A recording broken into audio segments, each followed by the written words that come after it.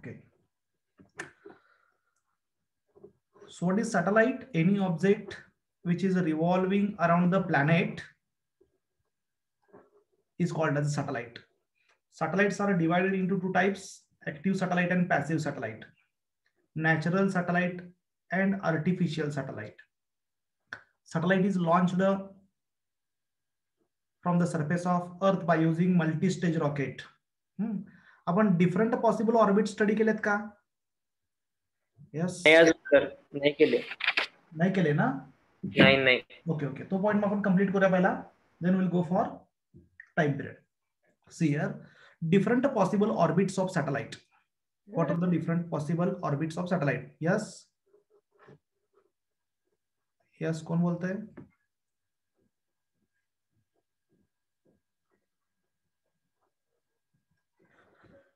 What are the different possible orbits?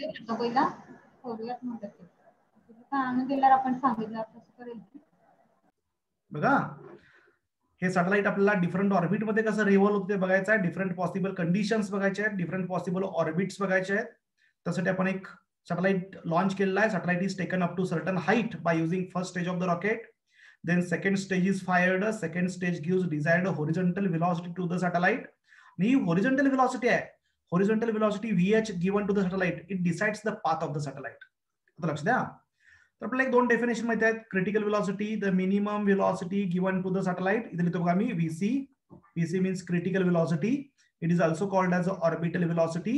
This is the minimum velocity given to the satellite so that satellite performs circular motion perform करण्यासाठी जी minimum velocity लागते, that is called as a critical velocity. Critical velocity. It is also called as orbital velocity. आणि escape व्हेलॉसिटीची definition काय बघितली आपण? The minimum velocity given to the satellite so the satellite becomes free from earth's gravitational field. It will escape out of the gravitational field, that is called as a escape velocity. म्हणजे escape होण्यासाठी minimum जी velocity लागते त्याला म्हणायचं escape velocity. Escape velocity. लक्ष द्या, आता अतिशय simple point आहे. मग पहिली कंडिशन आहे first condition. See here, what is the first condition? What is the first condition? If this VH is less than VC, म्हणजे सॅटेलाइटला जी व्हेलॉसिटी मिळाली होरिझॉन्टल डायरेक्शनला ती क्रिटिकल व्हेलॉसिटी पेक्षा कमी आहे. It is negligibly small, it is very very small. काय होऊ शकतं सांगा बघूया? What will happen? तुमचं मत काय आहे? Satellite will fall on the earth surface. बघा की होरिझॉन्टल व्हेलॉसिटी एकदम कमी आहे, तर सॅटेलाइट असं पडणार, it will fall like this on the earth surface. असं पडेल सॅटेलाइट.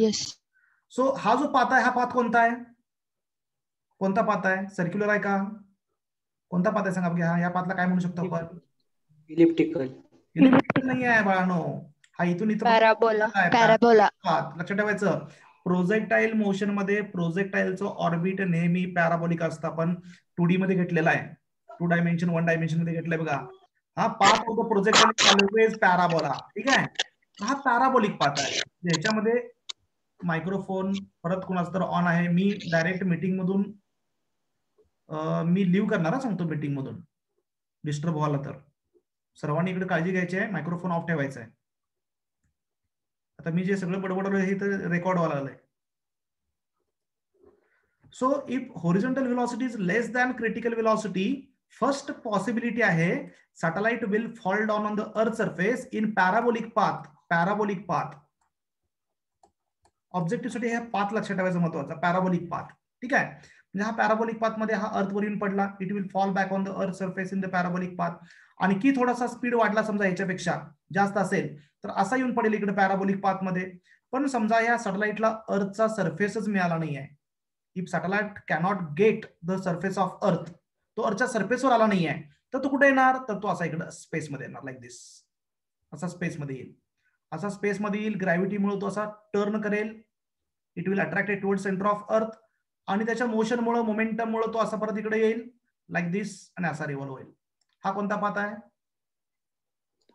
इलिप्टिकल. इलिप्टिकल. म्हणजे if VH is less than VC, दोन पॉसिबिलिटीज आहेत. If VH horizontal velocity of satellite is less than critical velocity, there are two possibilities. Either satellite will fall back on the earth surface in parabolic path, or if satellite does not get the surface of earth it will follow elliptical path, म्हणजे याच्यामध्ये elliptical path सुद्धा असू शकतो. Elliptical path, parabolic path और elliptical path. मग हा जो ellipse दिसतो तुम्हाला, त्या इलिप्सचा हा जो पॉइंट आहे ह्याला मी पेरिगी म्हणणार का अपोगी म्हणणार? यस, ह्या पॉइंटला काय म्हणू शकतो? पेरिगी. पेरिगी, कारण इथं सनच्या ऐवजी आपण अर्थ कन्सिडर करलोय. अर्थचा फोकस इथं आहे. ओके, अर्थच्या जवळचा पॉइंट आहे. Closest point is called as a perigee. Perigee और पेरिजी, त्याला पेरिलियन पण म्हणतात, लक्षात ठेवायचं. पेरिगी. तर हा पेरिगी अर्थच्या अगदी जवळ आहे, दिसतो डायग्राम मध्ये जवळ. येस. हा जो पॉइंट अर्थच्या जवळ आहे तो जर ऍटमॉस्फिअर मध्ये असेल तर सॅटेलाइट असं revolve in the elliptical orbit. When it comes at the perigee it enters into the atmosphere. Atmosphere मध्ये फ्रिक्शन असतं, एअर असते. So due to frictional force, due to viscous drag काय होऊ शकतं? सॅटेलाइट मे बर्न आउट और it may spiral down on the earth surface. ते खाली येऊन पडू शकतं ना. यस, कळतं का? येस. सो म्हणजे फर्स्ट कंडिशन काय आहे? If VH is less than VC the satellite directly fall on the earth surface in parabolic path, or if it does not get the surface of earth it will follow elliptical path, and if its perigee lies in the atmosphere, हा perigee जास्त height वर असेल तर काय problem नाही आहे, पण अगदी जवळच असेल हा पेरिगी, अर्थच्या ऍटमॉस्फिअर मध्ये असेल, satellite enter into the earth's atmosphere due to frictional force it may burn out और it may spiral down on the earth surface. ते अर्थच्या सरफेसवर पडू शकतं किंवा बर्न होऊ शकतं. ही फर्स्ट कंडिशन झाली. Now second condition. Second condition काय बघा. सेकंड कंडिशन अतिशय सिंपल आहे. Second condition VH is exactly equal to VC असेल तर काय होणार? Yes, tell me, single sentence. Circular orbit. Exact. If velocity of satellite becomes exactly equal to critical velocity, then satellite will perform circular motion. Definition as a critical velocity म्हणलं की circular motion लक्षातच ठेवायचं. So if VH is equal to VC, the satellite will perform circular motion, so orbit will be circular. या conditions आणि ऑर्बिटचं नाव हे असं येऊ शकतं ऑब्जेक्टिव्ह, लक्षात घ्या. ठीक आहे. तर हे VH is equal to VC असेल तर सर्क्युलर ऑर्बिट, आणि आपलं एम काय असतं? आपलं एम असतं की सॅटेलाइट हे सर्क्युलर ऑर्बिट मध्ये रिव्हॉल्व करायचं आहे, म्हणजे we have to maintain the critical velocity of the satellite. आणि ती मेंटेन करण्यासाठी मला हॉरिझॉन्टल व्हेलॉसिटी प्रॉपर ठेवायला पाहिजे, आणि त्यासाठी सेकंड स्टेज मध्ये जे फ्युएल असतं ते कॅल्क्युलेट करून तेवढंच फ्युएल भरायचं की जेणेकरून आपल्याला पाहिजे तेवढी हॉरिझॉन्टल व्हेलॉसिटी मिळेल. कळतंय का? 2 स्टेज असतात ना रॉकेटला. सेकंड स्टेज मधलं फ्युएल अशा टाईपनं मेंटेन केलेलं असतं, अशा क्वांटिटीमध्ये मेंटेन केलेलं असतं की जेवढी पाहिजे तेवढीच हॉरिझॉन्टल व्हेलॉसिटी आपल्याला मिळेल. आणि तेवढी प्रॉपर हॉरिझॉन्टल व्हेलॉसिटी मिळाली which is equal to critical velocity, then satellite will follow circular path. एका ठराविक हाईटवर सर्क्युलर ऑर्बिट मध्ये आपण सॅटेलाइट लॉन्च करू शकतो. सो सेकंड कंडिशन आहे, if VH is equal to VC the satellite will perform circular motion. Next third condition काय बघा. Third condition आहे VH is less than VE but greater than VC. Horizontal velocity critical पेक्षा जास्त आहे म्हणजे satellite तर ह्याच्या बाहेर जाणार, ह्या ऑर्बिटच्या बाहेर जाणार. क्रिटिकल पेक्षा कमी असेल तर ह्या ऑर्बिटच्या आत येणार. क्रिटिकल पेक्षा जास्त असेल तर ह्या सर्क्युलर ऑर्बिटच्या बाहेर जाणार. म्हणजेच क्रिटिकल व्हेलॉसिटी पेक्षा जास्त व्हेलॉसिटी असेल तर सर्क्युलर मोशन पॉसिबल नाही आहे, आणि एस्केप व्हेलॉसिटी पेक्षा कमी आहे म्हणजेच काय? VH is less than escape velocity means it will not escape out of gravitational field, म्हणजे एस्केप पण होणार नाही आहे आणि सर्क्युलर मोशन पण जाणार नाही आहे. ह्या केसमध्ये काय होतं बघा. In this case, the satellite will revolve around the Earth again in elliptical orbit like this. असं इलिप्टिकल ऑर्बिट मध्ये रिव्हॉल्व होईल बघा कसं. तर इथून हा असा पाथ फॉलो करेल लाईक दिस.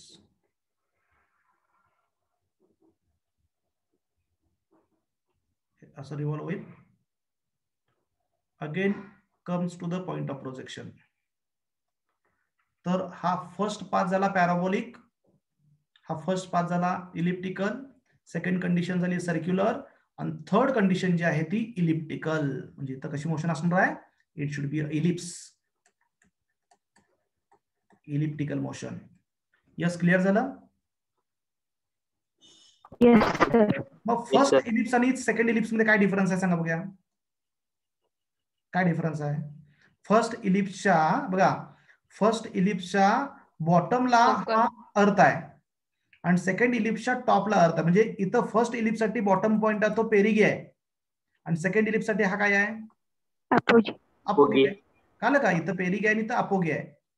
म्हणजे height of projection is less than distance between earth and अपोगी.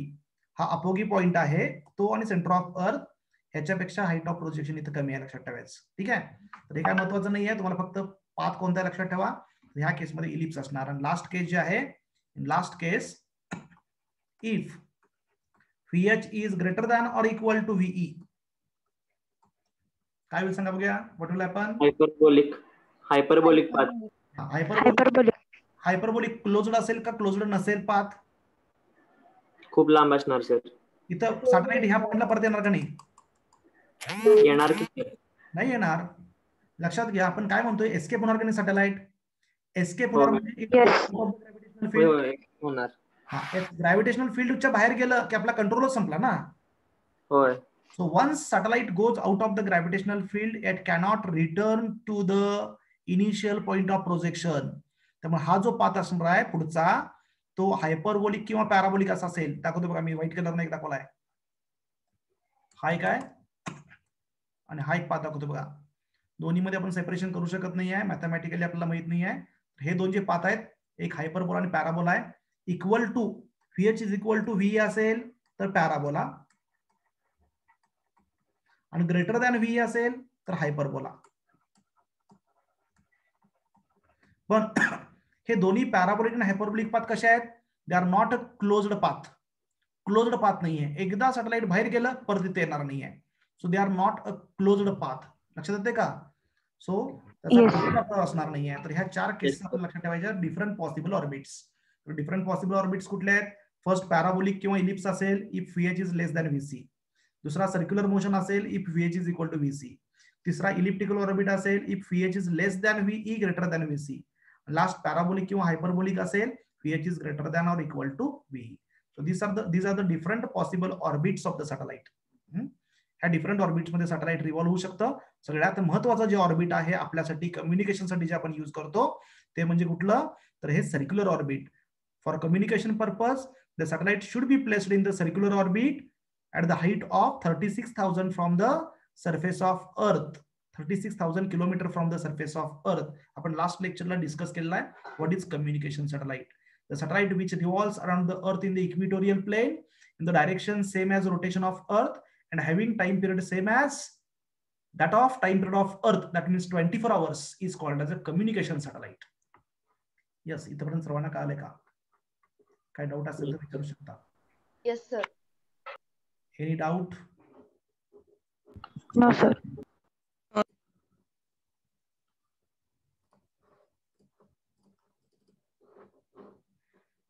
Yes. Next point आहे time period of communication satellite. Derivation घ्यायची गरज वाटते का तुम्हाला? डेरिवेशन घ्यायची गरज वाटते का टाइम पिरियड ऑफ सॅटेलाइट? ठीक आहे, 2-3 मिनिटात डिराइव्ह करतो. लक्ष द्या. What is time period of satellite? What is the time period of satellite? Time taken by the satellite. See here. Period of satellite. What is time period of satellite? Time to complete one revolution. Very good. Time taken to complete one revolution is called as the time period of satellite. Time taken by the satellite to complete one revolution around the planet is called as the time period of satellite. ठीक आहे. समजा एक satellite आहे, it is performing circular motion around the अर्थ. ते अर्थच्या भोवती circular motion perform करायला. Suppose this is earth and the satellite is performing circular motion around the अर्थ at a height of h from the surface of earth. समजा ही circular orbit आहे. This is a circular orbit of the satellite. The distance from the surface is h. हे r radius of circle आहे आणि h is the height of the satellite. m is the mass of the satellite from the surface of earth. Capital M is the mass of earth. हे आपण generally घेतोय. Okay, तर मला सांगा satellite circular motion perform करत असेल, हा, तर आपण रेग्युलर फॉर्म्युलाइज करूया. Velocity is equal to distance upon time. Distance upon time. Velocity of the satellite is equal to distance covered upon time. ठीक आहे. मग सर्क्युलर ऑर्बिट आहे म्हणजे व्हेलॉसिटीला मी व्हीसी म्हणणार. VC is the critical velocity because the circular motion. मला सांगा एका रिव्होल्यूशन साठी लागणारा वेळ म्हणजे टाइम पिरियड, त्याचं नोटेशन घेतो मी कॅपिटल टी. समजा एक रिव्होल्यूशन जस्ट कंप्लीट वाले, so time taken to complete one revolution is called the time period. मग एका रिव्होल्यूशन मध्ये किती डिस्टन्स कव्हर होतं? What is distance covered in one revolution? 2 pi r. Circumference means by small r. Small r is the radius of orbit. त्याला ही concept use केला की time पिरियडचा direct formula मिळतो. Time पिरियडचा फॉर्म्युला लक्षात ठेवायची पण गरज नाही आहे. ऍक्च्युअली पाठ पाहिजे पण आपण हे डिराईव्ह करू शकतो. तर इथं मी व्हीसी ची व्हॅल्यू पुटअप करतो. व्हीसी ची व्हॅल्यू आहे square root of gm upon small r critical velocity is equal to 2 pi into r upon t. दोन्हीकडे स्क्वेअरिंग करूया. दोन्हीकडे स्क्वेअरिंग केलं तर आन्सर येणार gm upon small r is equal to 4 pi square r square upon t square. So T स्क्वेअरचा formula मिळाला. T square is equal to 4 pi square upon gm into r cube. Is it correct? Yes, sir. तर हा formula आपण बऱ्याच ठिकाणी use करतो बघा. T square is proportional to r cube because this bracket is constant. Use t square proportional to r cube. Square of time period of satellite is directly proportional to cube of radius of orbit. Square of time period of satellite is directly proportional to cube of radius of orbit. Kepler's third law.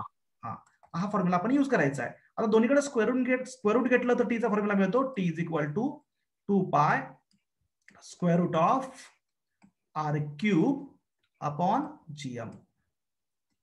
So हा formula तुम्हाला लक्षात ठेवायचा आहे. याच्यावर एखादा question येऊ शकतो. Time period of satellite. बघा एखाद्या वेळेस तुम्हाला असा पण क्वेश्चन येऊ शकतो की तुम्हाला हाईट ऑफ द सॅटेलाइट दिले 36,000 किलोमीटर, मास दिलेला आहे आणि टाइम पिरियड ऑफ सॅटेलाइट विचारलं जाईल. कम्युनिकेशन सॅटेलाइटचा उल्लेख नसेल पण रेडियस ऑफ अर्थ 42,400 दिली जाईल. म्हणजे कम्युनिकेशन सॅटेलाइटची जेवढी हाईट आहे तेवढी हाईट दिली तर टाइम पिरियड डायरेक्ट लक्षात ठेवायचं किती आहे. Time period of communication satellite किती आहे? 24 आवर्स. ते कॅल्क्युलेट करत बसायचं नाही आहे. व्हॅल्यू दिला तरी पण लक्षात ठेवायचं कम्युनिकेशन सॅटेलाइटचा टाइम पिरियड फिक्स आहे 24 आवर्स. सर ते आर बाहेर घेतलं तर चालतंय ना? घेतलं नाही घेतलं काय फरक पडत नाही आहे. घेतलं तर चालेल, नाही घेतलं चालेल, फॉर्म्युला बदलणार नाही ना. व्हॅल्यू तीच येणार. T is equal to 2 pi square root of r cube upon gm. हा लक्षात ठेवा formula. So T is equal to 2 pi square root of r means r plus h bracket cube upon gm. आता एक तुम्हाला एक result सांगतो objective साठी, तो लक्षात ठेवायचा आहे. तर हा जो टाइम पिरियडचा फॉर्म्युला आपण स्टडी केला, काय फॉर्म्युला स्टडी केला आपण? Yes, T is equal to 2 pi under root r plus h bracket cube upon gm. If satellite is very close to the earth surface, काय फॉर्म्युला आहे? If satellite is very close to the earth surface, capital 2 pi under root 2 pi square root under root capital R cube upon gm. Is it correct? Yes. H is neglect small. H neglect केला if satellite is very close to the earth surface. लक्ष द्या, एक महत्त्वाचा result आपल्याला मिळतोय. So T is equal to 2 pi square root of R cube and gm is equal to gr square. Yes. Yes. Equal to gr square. So here r square, 1 r square gets cancelled. So what is formula? T is equal to 2 pi under root of r by g. बरं, आता मला कोण सांगते बघूया. हा formula तुम्ही physics मध्ये कुठं कुठं बघितलाय मागच्या वर्षी, इन लास्ट इयर? कोणत्या कोणत्या कन्सेप्ट मध्ये हा फॉर्म्युला तुम्ही बघितलेला आहे? सिंपल हार्मोनिक पेंडुलम मध्ये एक टाइम पिरियड ऑफ पेंडुलम. कोणता time period? Infinite length. Okay. म्हणजे हा रिझल्ट आला तर तुम्ही लक्षात ठेवायचं की अर्थला समजा टनेल डग केला. कुठं कुठं स्टडी केला बघा हा फॉर्म्युला. ही अर्थ आहे समजा. Tunnel is dug along the diameter of earth, along the chord of earth. इथं ऑब्जेक्ट रिलीज केला. The object performs simple harmonic motion about centre of earth. अशी कन्सेप्ट स्टडी केलं का? याचा टाइम पिरियड किती असेल तर हाच फॉर्म्युला आहे. म्हणजे tunnel dug along the chord of earth and a body is released in the tunnel, the body performs oscillatory motion with the time period of. हाच फॉर्म्युला आहे. दुसरा आणि कुठे बघितला हा फॉर्म्युला? पेंडुलमसाठी एक बघितला. तिसरा आणि कुठे बघितला सांगा बघा. थर्ड केस म्हणजे एकच आन्सर 4 ठिकाणी. आणि कुठे बघितलं? एसएचएम सांगितलं की मी, सिम्पल पेंडुलम आणि ही SHM of body in the tunnel, ह्या 2 केसेस झाल्या. आणि 2 केसेस आणि एक केस कुठे आहे सांगा बघा. तुम्हाला हिंट देतो, ग्रॅव्हिटेशन मध्येच बघितलं 1-2 दिवसापूर्वी आपण. कोण सांगते बघा. ग्रॅव्हिटेशन मध्ये हा पॉइंट नाही. आणि कोण? स्वतः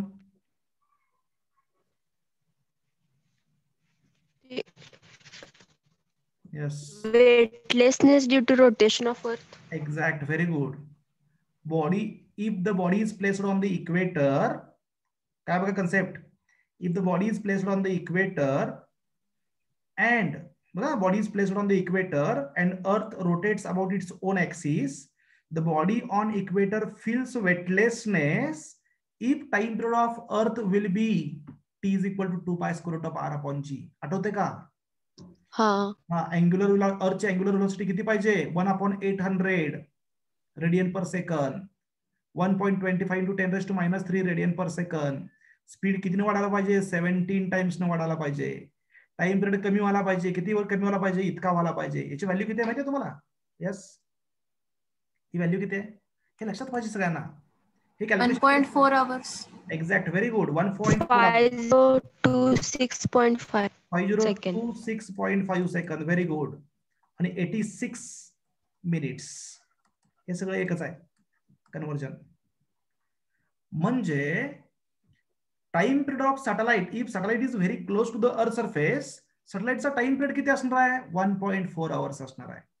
टाइम पिरियड ऑफ सॅटेलाइट किती असणार? 1.4 आवर्स. तर इथली व्हॅल्यू, ऑसिलेशन्स मधल्या व्हॅल्यू आणि वेटलेसनेस कंडिशनची व्हॅल्यू सेम आहे. तर हे चारही ठिकाणी सेम रिझल्ट तुम्ही लक्षात ठेवायचा. यस, सर्वांना क्लिअर झालं का? Yes sir. हा, म्हणजे इथं आपला रिझल्ट काय आला? If satellite is very close to the earth surface, its time period will be 1.4 hours, 5026.5 second, 86 minute. म्हणजेच t is equal to 2 pi square root of r upon g. This is the time period when satellite is very close to the earth surface. आता हे समजलं असेल सर्वांना. तर दुसरा एक छोटासा पॉइंट मी सांगतो, महत्वाचा आहे अतिशय, सर्वांनी लक्ष द्या. काय पॉइंट आहे? तर लास्ट लेक्चरला मी तुम्हाला सांगितलं होतं बघा. काय सांगितलं होतं की इफ, बघा असा क्वेश्चन येऊ शकतो, if time period of satellite is directly proportional to 1/r⁵, 1/r⁵, sorry time period नहीं, if centripetal force or centrifugal force, gravitational force of attraction F is directly proportional to r⁵, 1/r⁵, then what is relation between T and R? परवा question घेतला आठवते का critical वेलोसिटीला? VC is directly proportional to 1/√r⁻⁻⁴. हा, मग तो formula पण general घेतला होता. मी तुम्हाला टेक्निक सांगतोय, सगळीकडे फॉर्म्युले पाठ करण्यापेक्षा टेक्निक कसं लक्षात ठेवायचं, how to solve this numerical. Force is proportional to r⁵ आहे आणि मला टी आणि आर मधलं रिलेशन पाहिजे आहे. How time period depends on radius. तर मी तुम्हाला काय सांगितलं, हा जो फॉर्म्युला तो असा सॉल्व करायचा. इथं डायरेक्ट फॉर्म्युला पुटअप करायचा एफचा. F is equal to ma. mv²/r. एफचा असा फॉर्म्युला घ्यायचा, हा सेंट्रिपिटल फोर्स आहे, ज्याच्यामध्ये टाइम येईल, ज्याच्यामध्ये टाइम आपण घेऊ शकतो, time. Exact, mr⁴. Is it correct? Yes sir. हाँ, सेंट्रिफ्युगल फोर्स आहे. हा, okay. Gravitational force provides necessary centripetal force. मग ग्रॅव्हिटेशनल फोर्स जरी असला तरी मी सेंट्रिपिटल फोर्सला इक्वेट करू शकतो. mr⁴. मला टाइमचं रिलेशन काढायचं त्यामुळे ओमेगा घेतला मी. मला क्रिटिकल व्हेलॉसिटीचं रिलेशन काढायचं असतं, इथं VC आणि आरचं रिलेशन पाहिजे असतं, तर मी इथं mv²/r घेतला असता. कळतंय का? So proportional to 1/r⁵. Basic concept आहे. ओके, हा आर इकडे डिवाइडला आला. m तर कॉन्स्टंटचा, एमचं आणि आरचं रिलेशनच नाही आहे. सो ω² इज प्रपोर्शनल टू काय आला बघा, 1/r⁶. हा 5 ऑलरेडी हा डिवाइड आला, r⁶ झाला. ओके, आता मला माहिती आहे ओमेगा म्हणजे 2π/t, ω² म्हणजे 4π² upon T² is proportional to 1/r⁶. हा तर कॉन्स्टंटच आहे, म्हणजे T square is proportional to काय आला, r⁶. To 6. So T is proportional to काय आला, r�3. हे तुमचं फायनल आन्सर हे ऑप्शन मध्ये असणार, हे डेफिनेटली ऑप्शन मध्ये असणार. मग इथे जनरल फॉर्म्युला पण तुम्हाला माहित दिलेला आहे. जनरल फॉर्म्युला असा आहे, मी लिहितो बघा. जनरल फॉर्म्युला काय आहे, इफ हियर जनरल फॉर्म्युला काय आहे, if f is proportional to 1 upon r⁴n, then t is proportional to r⁴n plus 1 upon 2. असा जनरल फॉर्म्युला आहे. मग हा फॉर्म्युला लक्षात ठेवण्यापेक्षा तुम्ही ट्रिक लक्षात ठेवा ना. एका ट्रिकने सगळे फॉर्म्युले काढता येईल. एस्केप व्हेलॉसिटी कशी डिपेंड आहे, क्रिटिकल व्हेलॉसिटी कशी डिपेंड आहे, ओमेगा कसा डिपेंड आहे, टी स्क्वेअर कसा डिपेंड आहे, टी कसा डिपेंड आहे, 1 अपॉन टी कसा डिपेंड आहे, सगळे प्रॉब्लेम्स आपण याच्यावर सोडू शकतो. आता इथे व्हॅल्यू पुटअप करूया आपण. F is proportional to r⁵ घेतलं तर आपण, म्हणजे एन ची व्हॅल्यू किती आहे, 5 आहे. एन ची व्हॅल्यू 5 पुटअप करायचं, 5 + 1 6/2 म्हणजे 3. आलं काय आन्सर? हा, म्हणजे ही टेक्निक लक्षात ठेवा तुम्ही. का आलं का सर्वांनी टेक्निक? हा. Yes sir. क्वेश्चन केअरफुली वाचायचा. प्रत्येक ठिकाणी असाच क्वेश्चन विचारला जाईल असं सांगता येत नाहीये. तुम्हाला असं विचारलं जाईल, how 1 upon T depends on R. कसा डिपेंड आहे 1 अपॉन टी, तर 1 अपॉन टीचं रिलेशन काढावं लागेल तुम्हाला. 1 अपॉन टी स्क्वेअर कसा डिपेंड आहे असं विचारलं जाईल. रूट टी कसा डिपेंड आहे हे विचारलं जाईल. म्हणजे तुम्हाला काय क्वेश्चन विचारला त्याच्यावर आन्सर डिपेंड आहे. फक्त हे टेक्निक लक्षात ठेवायचं. तर इथपर्यंतचा पॉईंट हा समजला का सर्वांना? Time period of communication satellite. Yes sir. बघा, नेक्स्ट पॉइंट असा आहे, आपण आता घेतलं होतं बघा, दिस is earth and satellite is revolving around the earth in the circular orbit. Suppose this is a circular orbit and satellite is revolving around the earth in this orbit. Small r is the radius of orbit, capital R is the radius of earth. General notation आपण घेतलेले आहेत. तर मला सांगा, what will be the time period of satellite from the surface of earth? कसा काढायचा time period of? Formula सांगायचा आहे मला तुम्हाला. फॉर्म्युला 4 ऑप्शन मध्ये फॉर्म्युले दिलेत. Time period of satellite with respect to surface of earth असा क्वेश्चन असेल तर फॉर्म्युला काय लिहिता येईल का आपल्याला? Time period of satellite with respect to surface of earth, म्हणजे रिलेटिव्ह टाइम पिरियडचा फॉर्म्युला काढायचा आहे. आपण जो टाइम पिरियडचा फॉर्म्युला काढला T is equal to 2π/t, हा ऍब्सोल्यूट टाइम पिरियड काढलाय. ओके, लक्ष द्या. हियर आपण इथून बघायला लागलोय, we are observing the satellite from this point, आणि हे communication satellite for example, suppose it is a communication satellite, आणि अर्थ अशी रोटेट व्हायला फॉर एक्झाम्पल, आणि सॅटेलाइट पण असं रोटेट व्हायला. Both are in the same direction. दोघांचा स्पीड वेगळा असू शकतो, आपण मानूया वेगळा आहे. ठीक आहे. आता बघा, मला सांगा रिलेटिव्ह अँग्युलर व्हेलॉसिटी काय असते? Angular velocity of satellite with respect to earth. Relative व्हेलॉसिटीचा फॉर्म्युला कसं घेतो आपण? Velocity of A with respect to B कसं घेतो सांगा बघूया आपण. What is formula for this? VA minus VB. VA minus VB. हे आपण अजून बघितलेलं नाही आहे, पण तुम्हाला माहिती आहे, पण तुम्ही ऑलरेडी स्टडी केलेला आहे. नंतर आपण नेक्स्ट 1D 2D मध्ये डिस्कस करायचंच आहे. तर आता बरोबर आहे हा formula, VAB is equal to VA minus VB. तसं रिलेटिव्ह अँग्युलर व्हेलॉसिटी आहे, angular velocity of satellite with respect to earth. ह्याचा जो फॉर्म्युला आहे तो angular velocity of satellite minus angular velocity of earth त्या प्रकारे घेतला, रिलेटिव्ह. बरोबर आहे? येस. आणि दोन्हीची डायरेक्शन सेम आहे. मग टाइम पिरियडचा जो फॉर्म्युला असतो, बेसिक टाइम पिरियडचा फॉर्म्युला आहे टी इज इक्वल टू 2π, हा कॉन्स्टंटच आहे, अपॉन मला रिलेटिव्ह टाइम पिरियड काढायचा आहे, time period of satellite with respect to earth. Time period of satellite with respect to earth हे काढायचं आहे. तर इथे मी ओमेगाच्या ऐवजी काय घेणार? T is equal to 2π upon omega. ओमेगाच्या ऐवजी मी रिलेटिव्ह अँग्युलर व्हेलॉसिटी घेणार, omega S minus omega E. इथं पण कळलं का? हो. Yes. But we know T is equal to 2π upon omega. 2π upon omega. हा फॉर्म्युला इथे पुट अप करतो. So relative time period of satellite with respect to Earth is equal to 2π here upon omega s, म्हणजे 2π upon ts. ह्याच्यावरून घेतला बघा इथं. हा omega s म्हणजे काय? 2π upon ts. मायनस आणि ओमेगा ई म्हणजेच काय 2 पाय अपॉन टीई. टी म्हणजे time period of earth, TS म्हणजे time period of satellite. Okay, हा 2 पाय कॉमन आला, कॅन्सल झाला. So what is final formula relative time पिरियडचा? काय सांगा? 2 पाय कॅन्सल झाला, क्रॉस मल्टिप्लिकेशन करायचं आहे. TS TE अपॉन TS T minus TS. Upon TE. Yes. Yes, तर हा एक फॉर्म्युला तुम्ही लक्षात ठेवा. This is a relative time period of satellite with respect to earth. TS म्हणजेच काय? सॅटेलाइटचा ऍब्सोल्यूट टाइम पिरियड, आणि टी म्हणजे अर्थचा टाइम पिरियड. आता कम्युनिकेशन सॅटेलाइट मध्ये दोन्हीचा टाइम पिरियड काय असतो? सेम असतो. मग टी आणि टीएस जर सेम असेल तर आन्सर किती येणार? हे टी आणि टीएस सेम असेल तर 0. 0 कसं येईल? 1/0 येणार ना, infinity. So as Earth and satellite both are moving in the same direction with the same speed, they are having same time period. So denominator is 0. 1/0 is equal to infinity. That means time period of satellite with respect to earth is infinity. म्हणजे ह्या ऑब्झर्व्हरच्या respectively हा रोटेशनच complete करणार नाही आहे, because it appears to be at rest from the surface of earth. कळते का? नेहमी त्याला समोरच दिसणार ना. रोटेशन कम्प्लीट केलं असं त्याला वाटेल का? नाही वाटणार.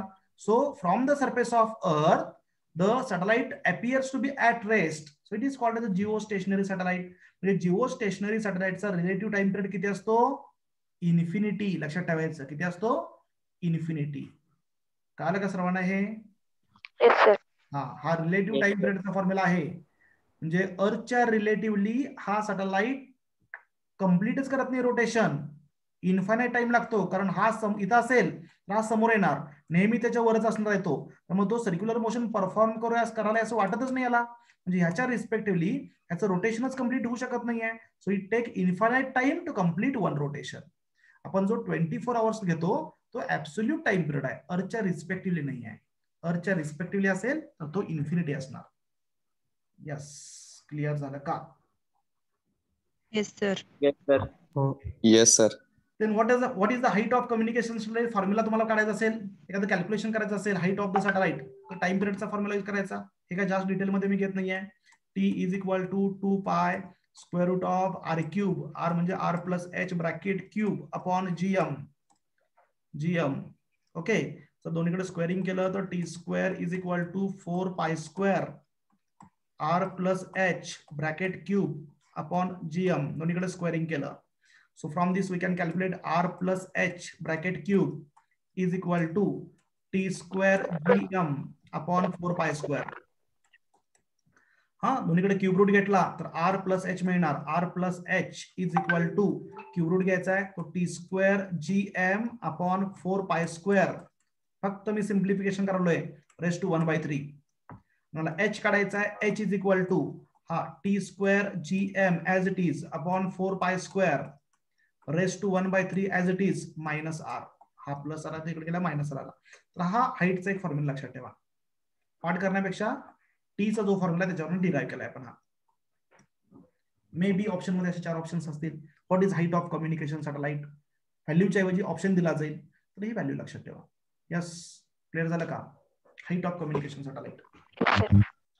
हाईट ऑफ कम्युनिकेशन सॅटेलाइटचा फॉर्म्युला आहे हा. व्हॅल्यू पुटअप केला की answer definitely 36,000, nearly equal to 36,000 kilometre from the surface of earth येतं. स्टँडर्ड व्हॅल्यू पुटअप केल्या तर आन्सर येतं. हे टीची व्हॅल्यू 24 आवर्स पुटअप केली, बाकीच्या सगळ्या स्टँडर्ड व्हॅल्यूज आहेत. Answer comes to be 36,000 kilometre from the surface of अर्थ.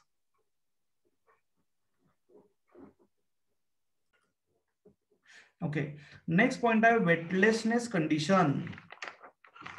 Weightlessness condition in the satellite एक अतिशय महत्वाचा पॉइंट आहे हा सुद्धा थेरॉटिकल क्वेश्चन साठी. Weightlessness condition in the satellite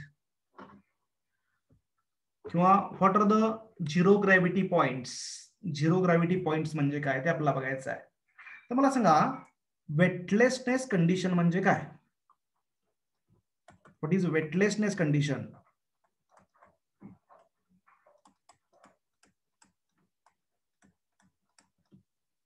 Wetlessness condition. Why we feel, Gravitational force is equal to why we feel our weight, centripetal. why we feel our weight, last टेक्स्टला विचारलं होतं मी. नॉर्मल फोर्स मुळे. Exact. We feel our weight due to normal reaction acting on our body. हा मी पूर्ण point explain करतो, सर्वांनी लक्ष द्या. We feel our weight due to normal reaction acting on the body.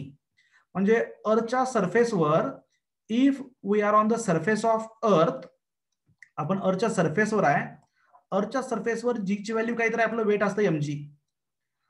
जसं आपण अर्थ पासून वर जाणार, as we are going away from the surface of earth, the value of g goes on decreasing. G decrease होत जातो, weight कमी कमी होत जातं.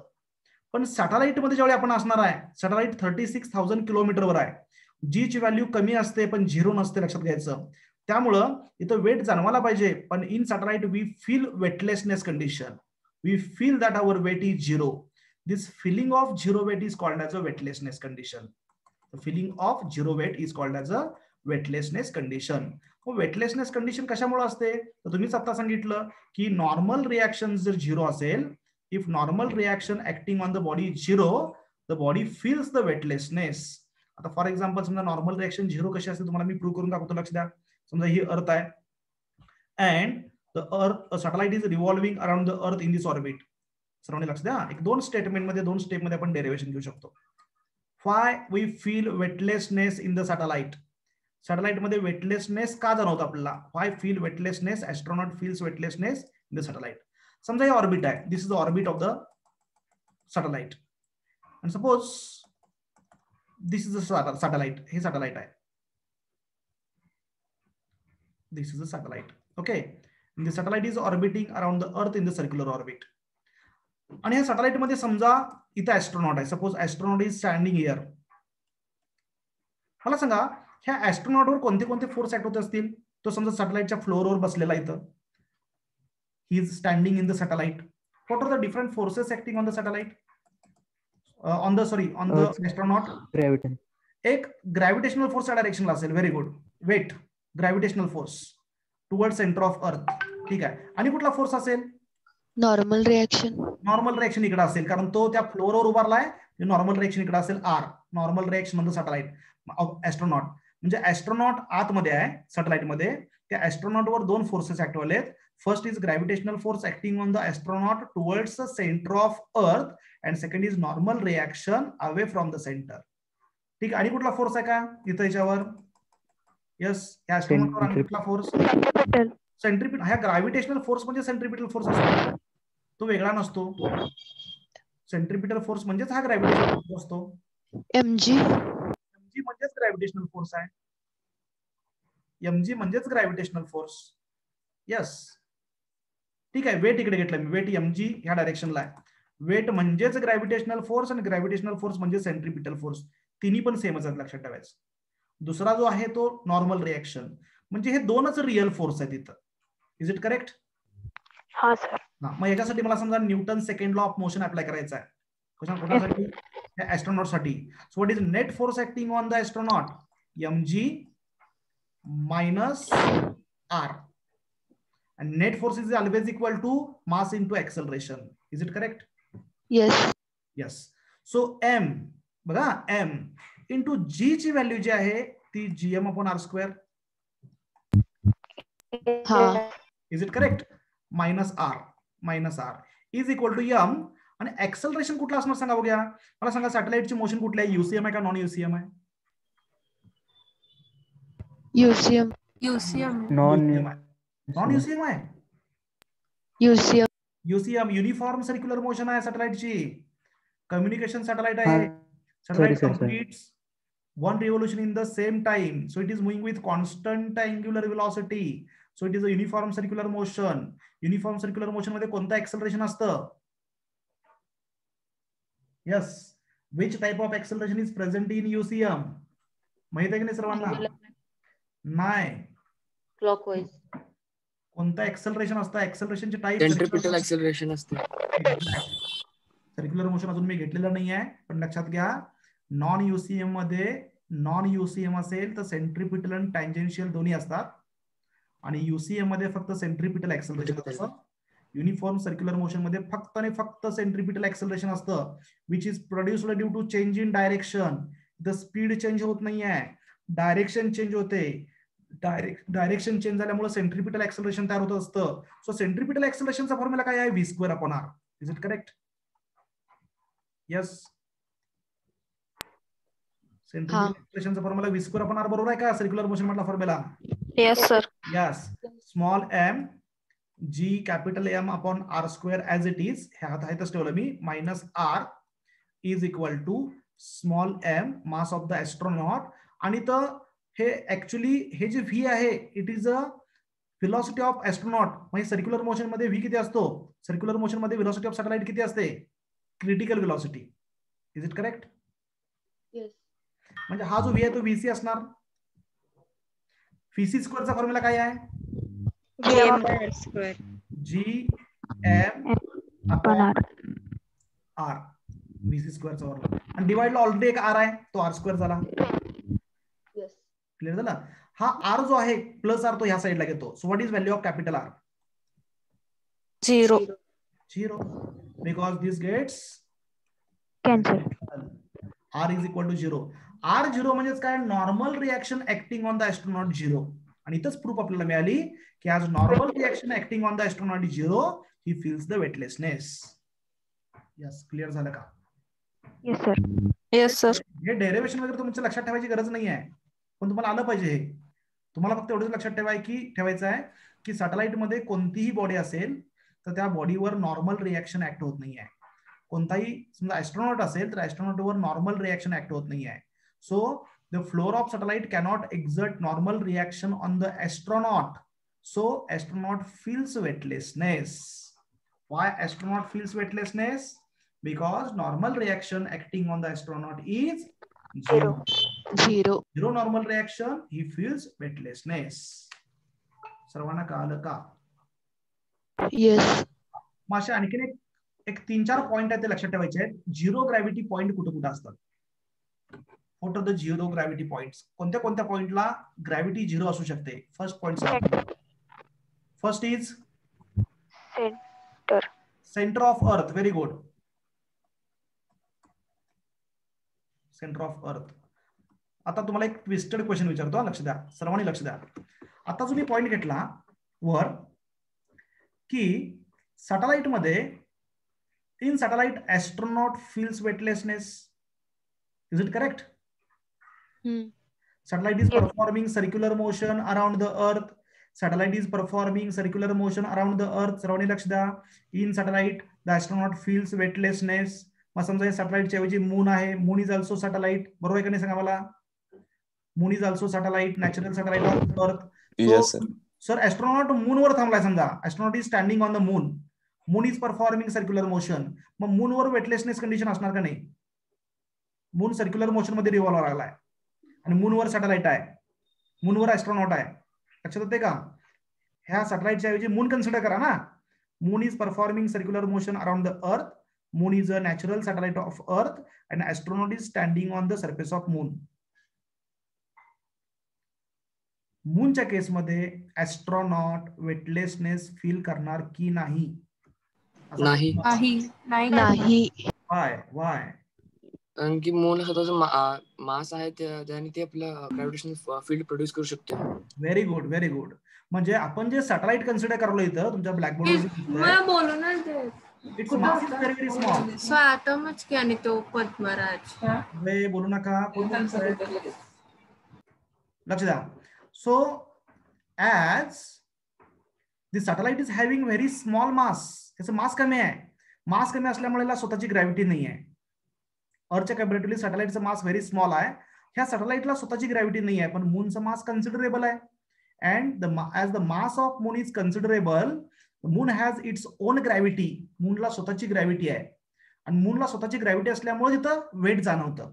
So we feel the weight on the surface of moon due to its own gravity. म्हणजे weightlessness feel करण्यासाठी condition काय आहे? वेटलेसनेस फील करण्यासाठी द ऑर्बिटिंग सॅटेलाइट त्याचं मास काय पाहिजे? निग्लिजिबली स्मॉल पाहिजे. Yes. Clear to all? Yes sir. Okay. Yes sir. तर झिरो ग्रॅव्हिटी पॉइंट कुठं कुठं असतात? मी 4 पॉइंट सांगतो, लक्षात घ्या. First is centre of earth. Centre of अर्थला आपण इफेक्टिव्ह G0 घेऊ शकतो. G0च असतो. So we feel weightlessness at the centre of earth. We feel weightlessness. बघा हे पॉईंट महत्वाचे आहेत, कारण हे बऱ्याच ठिकाणी युज करायचे आपल्याला. पेंड्युलमच्या केसमध्ये आपल्याला हे सगळे केसेस युज करायचे आहेत. दुसरं कॅपिलरी ऍक्शन तुम्हाला आठवतं का? सरफेस टेन्शन स्टडी केला का लास्ट इयरला? सरफेस कॅपिलरी ऍक्शन मध्ये height raised by the liquid in the capillary, त्या केसमध्ये पण ह्या चारही केसेस आपल्याला युज करायचे आहेत. म्हणजे कॅपिलरी अर्च्या सेंटरवर ठेवली, कॅपिलरी फ्रीली फॉलिंग लिफ्ट मध्ये ठेवली, हाईट किती असणार. त्यामुळे हे झिरो ग्रॅव्हिटी जे पॉईंट्स आहेत ते लक्षात पाहिजे तुमच्या. So centre of earth is a zero gravity point. दुसरा एक महत्वाचा पॉईंट आहे जिथं वेटलेसनेस फील होतं, आताच तुम्ही सांगितलं, कुठं? Satellite. Satellite. So in orbiting satellite we feel weightlessness. दुसरा पॉइंट झाला. तिसरा पॉइंट सांगा बघूया. Where we feel weightlessness, in which case we feel weightlessness?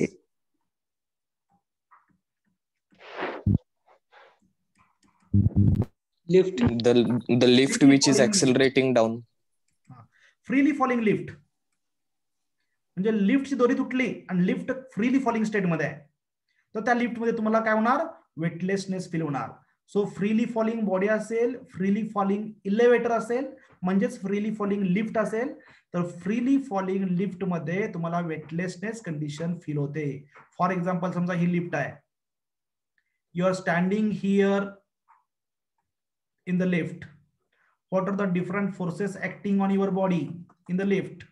First is your weight in the downward direction. Second one, normal reaction.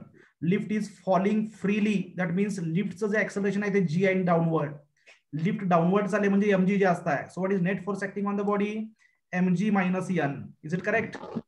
Yes. Net force is always equal to mass into acceleration. So mg minus n is equal to m into acceleration. a म्हणजे acceleration of system असतं, किती आहे इथं? a is equal to g. Freely falling bodyला liftचं acceleration g आहे. a is replaced by g. mg gets cancel. So what is Cancel. n is equal to 0. म्हणजे freely falling lift मध्ये तुमच्या बॉडीवरची normal reaction 0 येते. Normal reaction 0 म्हणजेच काय? You feel 0 weight. Feeling of weight is equal to 0. हे 3 cases झाल्या. आणि चौथी कंडिशन एक लक्षात ठेवा, कोणाला माहिती आहे?